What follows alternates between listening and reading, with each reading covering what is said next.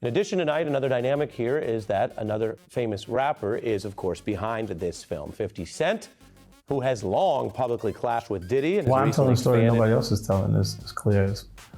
I don't have any reserve, like fear that they would actually have to.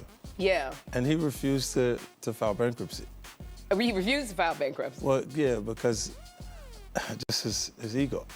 At age 51, Curtis 50 Cent Jackson, rapper, mogul, and one of hip-hop's most ruthless survivors, has done what no one else dared.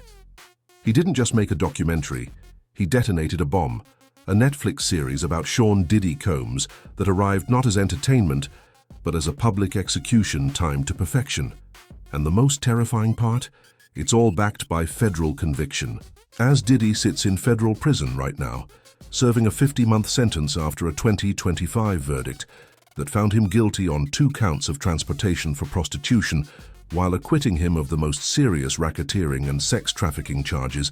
50 Cent's 4-part docuseries Sean Combs, the reckoning drops like a guided missile aimed directly at the heart of hip-hop royalty.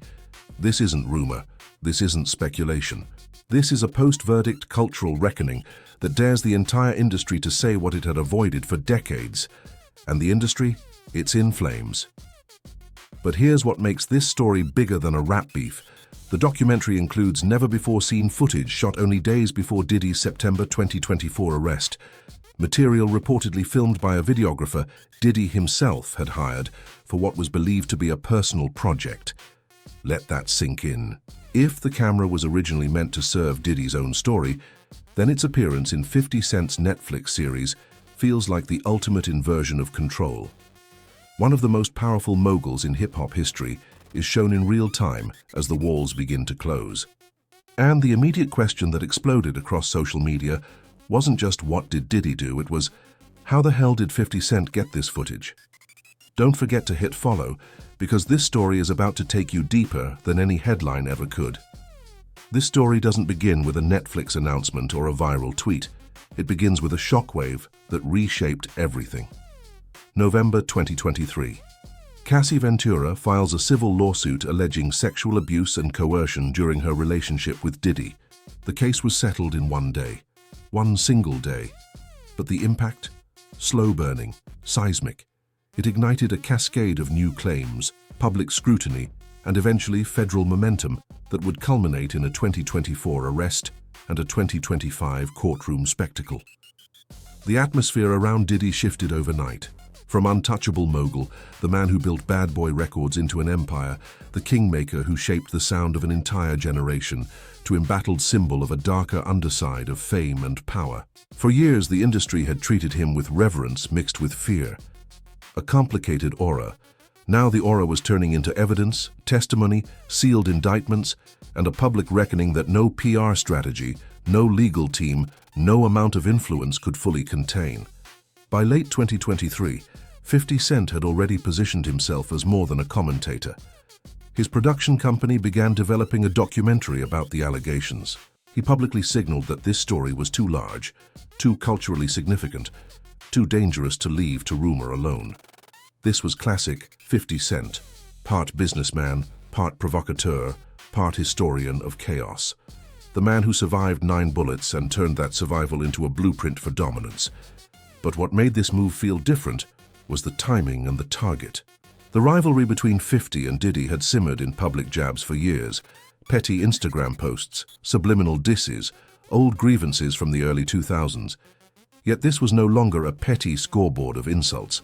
This was a full frontal narrative offensive platformed by the most powerful streaming brand in the world, Netflix. Netflix formally stepped into the story after Diddy's 2024 arrest, shaping the project that would eventually become Sean Combs, The Reckoning, a 4-part series directed by Alexandria Stapleton with 50 Cent as executive producer. The series premiered on December 2nd, 2025, carrying the weight of a cultural indictment and the electricity of forbidden access. The hook that drove the frenzy wasn't just the subject matter, though that alone was explosive. It was the footage, never-before-seen video shot only days before Diddy's arrest. Material that shows one of the most powerful men in entertainment in his final moments of freedom, unaware that the empire he built over 3 decades was about to collapse. The doc world rarely gets access this intimate, this late stage, this psychologically raw, and when that footage hit screens, the internet detonated. That detail, the stolen or leaked or legally obtained footage depending on who you ask, is the kind of narrative gasoline that turns a documentary into a public brawl. Because if the camera was originally meant to serve Diddy's own story, if he hired that videographer, if he trusted that person to document his life, then its appearance in 50 Cent's Netflix series feels like betrayal weaponized. One of the most powerful moguls in hip-hop is shown in real time as the walls begin to close. And the question that exploded wasn't answered by Netflix, wasn't answered by 50 Cent, wasn't answered by anyone with authority. How did 50 Cent get this footage? Diddy's camp didn't hesitate. They reportedly issued legal warnings and blasted the series as a one-sided attack, accusing Netflix and the production of using material that was never authorized for release, material that violated privacy, that broke agreements, that crossed ethical lines. 50 Cent and the filmmakers pushed back hard, saying the footage was obtained legally with appropriate rights, that everything was vetted by lawyers, that this was journalism, not theft.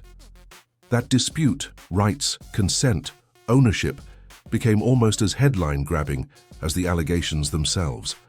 Because in the court of public opinion, the idea of stolen footage doesn't just raise legal questions, it creates a dramatic mythos. It frames the series as an outlaw expose, a cultural raid, a hip-hop Watergate with a streaming budget and global reach.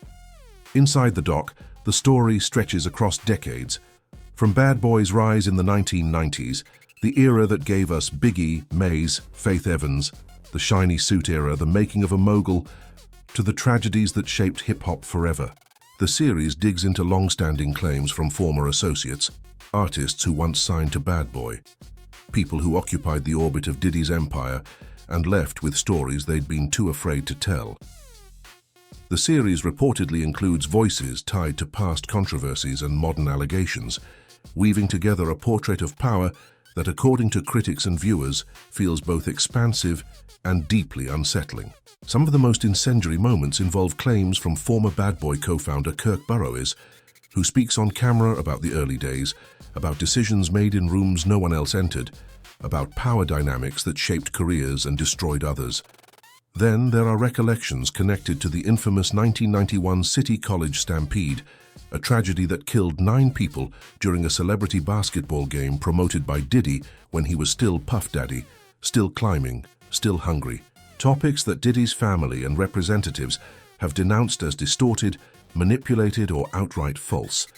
Even Diddy's mother, Janice Combs, publicly rejected allegations referenced in the series about family history and past violence, calling for retractions, demanding accountability from Netflix, from 50 Cent, from anyone who would listen. That pushback matters, not because it disproves anything, but because it shows this is not just a celebrity scandal unfolding in tabloids. This is a legacy war. The Combs family appears to understand that public memory can be as punitive as a prison sentence, that once the narrative is set, once the footage is seen, once the story is told on a platform as massive as Netflix, there is no going back. History gets written in real time now, and whoever controls the edit controls the truth. And the legal reality under that cultural war is stark. The 2025 federal trial ended with a complicated but historic result. Diddy was found not guilty of the most severe charges, racketeering, conspiracy, and sex trafficking. By force, fraud, or coercion, the charges that could have buried him for life. But he was found guilty on 2 Mann Act-related counts of transportation for prostitution. On October 3, 2025, he was sentenced to 50 months in prison and a substantial fine, and he remains incarcerated while appealing. The nuance of that verdict is crucial for credibility. The internet often compresses complicated outcomes into one word: convicted. But the truth is more precise. The conviction is real, the acquittals are real, and both are now part of the story. 50 Cent is telling to the world a story that doesn't need to exaggerate because the federal record speaks for itself. In this atmosphere, 50 Cent doesn't behave like a neutral producer, he behaves like 50 Cent. The man who built a career on conflict, who turned beef into branding, who understands that in modern media, attention is currency and chaos is profit. He has used social media to amplify the doc's impact, posting memes mocking Diddy, trolling anyone who defends him, signaling to his millions of followers that he isn't stepping back, just because the target is powerful or the legal stakes are high. The series' success, which dominated Netflix's top 10 for weeks, also appears to have emboldened him to widen the blast radius. Because once you've framed yourself as the fearless truth-teller in a cultural moment, this explosive, the next move is almost inevitable. Extend the narrative of disruption into other rivalries, other targets, other old grudges that can be revived in the glow of fresh attention. That's where Ja Rule enters the scene again. The 50 Cent Ja Rule War is an artifact of early 2000s hip-hop history, a beef so vicious it became the template for modern rap warfare. Diss tracks, social media mockery, career sabotage, but history never truly dies when the characters are still alive and online. After the Netflix release, Ja Rule publicly criticized 50 Cent, portraying him as a hypocrite, accusing him of acting like a moral savior while benefiting from scandal, while profiting from someone else's downfall. The critique wasn't just personal, it was strategic. Ja's argument, at least in spirit, was that 50 doesn't stand outside the machine. He knows how to exploit it better than anyone. He's not a journalist, he's a businessman. And this documentary is just another product. That accusation resonated with some because it touched on the central tension of this entire saga. Is 50 Cent exposing truth, monetizing chaos, or both? The truth is, those two things can coexist in celebrity culture. And that gray zone is precisely where 50 Cent thrives.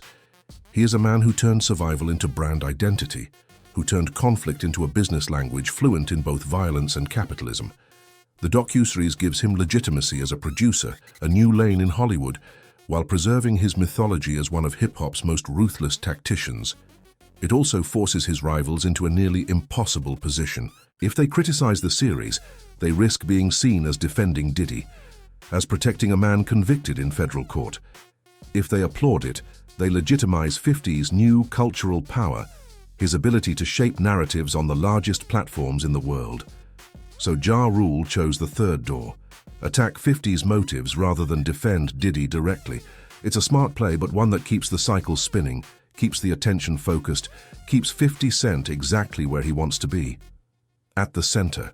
Meanwhile, the Jay-Z angle provides the perfect secondary storyline for a Hollywood-style escalation.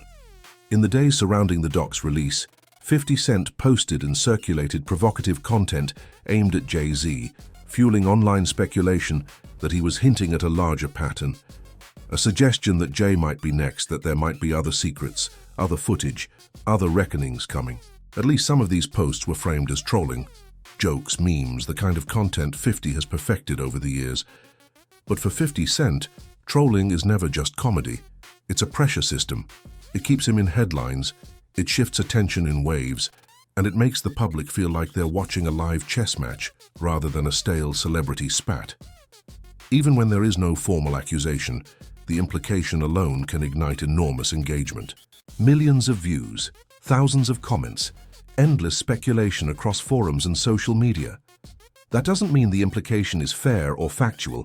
It means 50 Cent understands the mechanics of modern outrage better than most, knows how to weaponize suggestion, how to create narrative momentum without ever crossing the line into actionable defamation. And this is where the scandal becomes bigger than the individuals involved. Because what you're watching is not only a case about one mogul's fall from grace. You're watching a culture renegotiating its relationship with power, with accountability, with the question of who gets to tell the story when the icons collapse. The documentary ecosystem around Diddy has grown in parallel with the legal case. Other networks and platforms have released their own projects, TMZ specials, Hulu documentaries, independent podcasts, underscoring just how hungry the public is for narrative clarity when someone this powerful, this influential, this embedded in cultural history finally faces consequences. But the Netflix series carries a unique edge because of who's attached to it. If a neutral journalist makes a documentary, The discussion centers on facts, on evidence, on verification. If 50 Cent makes one, the discussion becomes a spectacle of motive, rivalry, revenge, and credibility, all at once. And that spectacle is what keeps people watching, keeps them talking, keeps them coming back for more.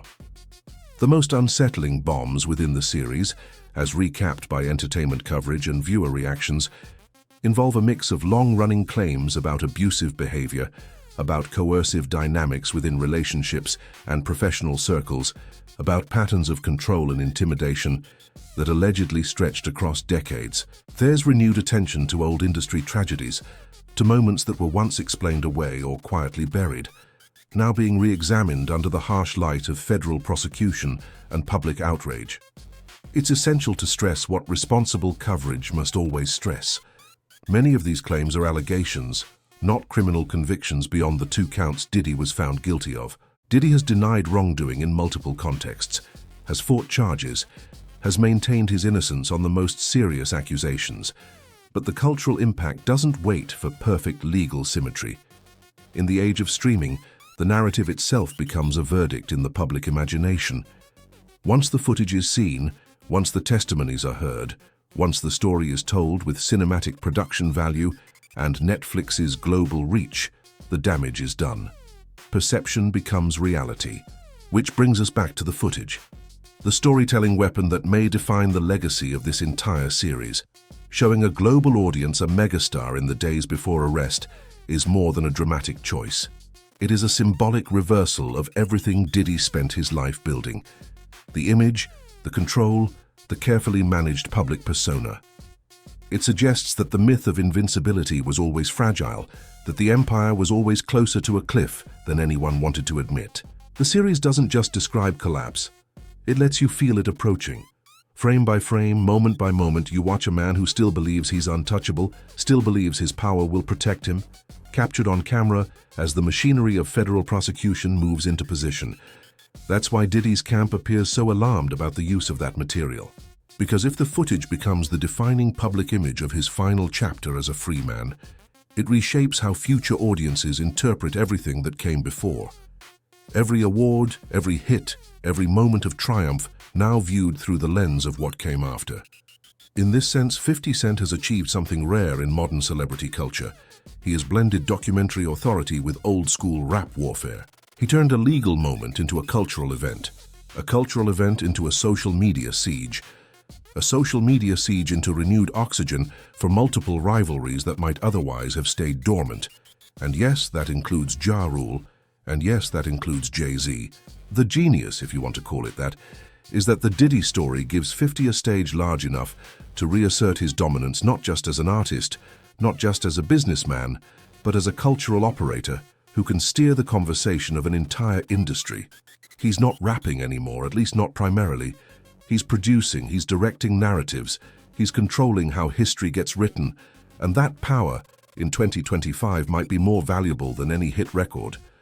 But the story also has a darker undertow, because the more this becomes framed as a chess match between powerful men, as 50 Cent versus Diddy, as entertainment warfare played out on Netflix and Instagram, the easier it is for the public to lose sight of the human cost that originally ignited the scandal. Cassie's lawsuit in November 2023 was a turning point, not because it was sensational, not because it fed into existing narratives, but because it cracked a wall. It gave permission for other voices to speak, for other stories to surface, for a pattern to emerge that could no longer be dismissed as rumor or vendetta. The federal case that followed was not built on internet drama, was not built on rap beef or social media posts. It was built on legal standards, witness testimony, forensic evidence, and the weight of allegations serious enough to bring the United States government into the room. The Netflix series, at its best, could be read as another layer of accountability, as cultural reckoning amplifying legal reckoning. At its worst, it risks being interpreted as proof that even the darkest allegations can be repackaged as content, as entertainment, as another product in the endless scroll of modern media consumption. And maybe that tension is the real reason this scandal has swallowed the culture whole, because it forces uncomfortable questions that go beyond Diddy and 50 Cent. questions about power and accountability in the age of streaming. What happens when the policing of power is mediated by rivals with their own agendas? What happens when streaming platforms become the courtroom of public conscience? When Netflix carries more weight than a jury verdict? What happens when a man serving a federal prison sentence is also starring, through archival footage, in a global content phenomenon that he says should not legally exist? These aren't theoretical questions. They're playing out in real time, reshaping how we think about celebrity justice, about who gets to tell the story, about whether accountability can ever be separated from spectacle. The answer, right now, is that we're watching the next era of celebrity justice being written. Diddy's conviction and sentence are not rumors. They're part of the federal record, documented in court transcripts, sealed in legal history. The Netflix series is not a fan edit, not an underground leak.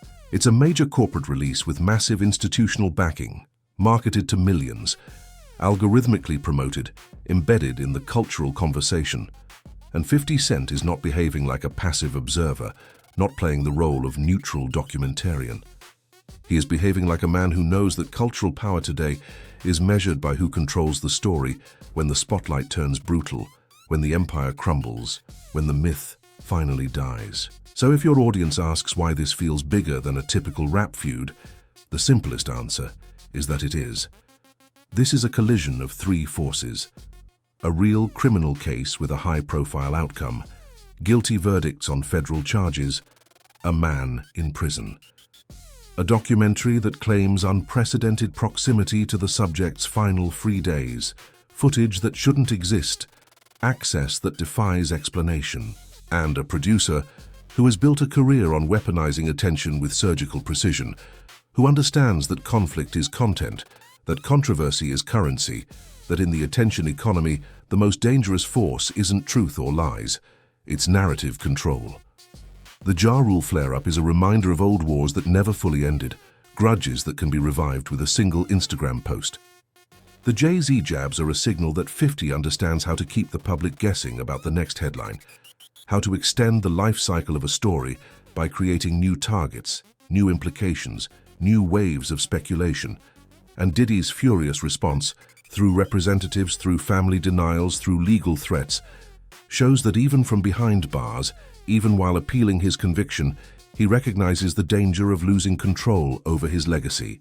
Because once the story is told, once the footage is seen, once the narrative is set, there is no rewind button.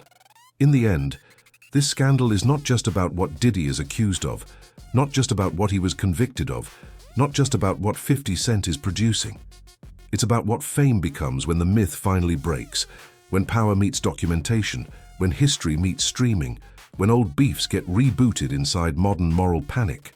The industry is watching to see whether this reckoning ends as a cultural correction, as a genuine moment of accountability that changes how power operates in entertainment, or becomes a template for rival-driven accountability, where every downfall is an opportunity, every scandal is content, every conviction is a documentary waiting to happen. The public is watching because the story contains everything that celebrity culture sells best. Glory, downfall, betrayal, secrets, and the eerie intimacy of a man filmed just before his world collapses. Captured on camera in the final moments before federal agents arrived, before the empire crumbled, before the myth died. And 50 Cent, as always, is watching the audience watching him, measuring the heat, feeding the algorithm, calculating the next move. Proving that in the modern era, the most dangerous force in entertainment isn't just a scandal, isn't just a conviction, isn't just the collapse of a powerful man. It's the person who knows exactly how to turn that scandal into a narrative the world can't stop playing, who understands that in 2025, the real power isn't in making music or building empires. It's in controlling how those empires are remembered when they fall. That's the bomb 50 Cent dropped. Not just a documentary, a blueprint for the future of celebrity warfare, where every camera is a weapon, every platform is a battlefield, and the only question left is who gets to write the final chapter. If this story shook you, if it made you question what's really happening behind the scenes in Hollywood, don't stay silent. Hit follow, share this video, and let's expose what's being hidden in plain sight together. Because sometimes the truth is only visible when you're willing to look into the darkest corners of fame.